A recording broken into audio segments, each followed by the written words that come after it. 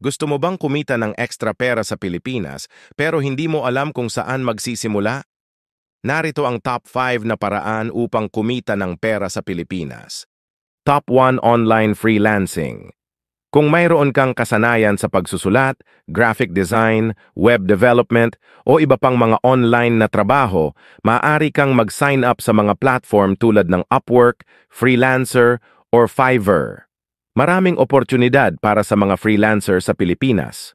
Top 2 Online Selling. Magbenta ng mga produkto online gamit ang mga platform tulad ng Lazada, Shopee, Facebook Marketplace, o Instagram. Maaari kang magbenta ng mga gamit na hindi mo na ginagamit o mag-source ng mga produkto para ibenta.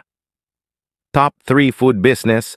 Magbukas ng maliit na negosyo tulad ng sari-sari store, catering, o food delivery service.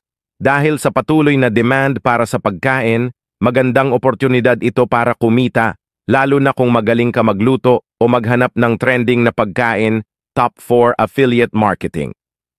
Kung mayroon kang blog, website, o malaking following sa social media, maaari kang kumita sa pamamagitan ng affiliate marketing. Mag-promote ng mga produkto at kumita ng komisyon sa bawat benta na nagmumula sa iyong referral link. Top 5 Real Estate Investment.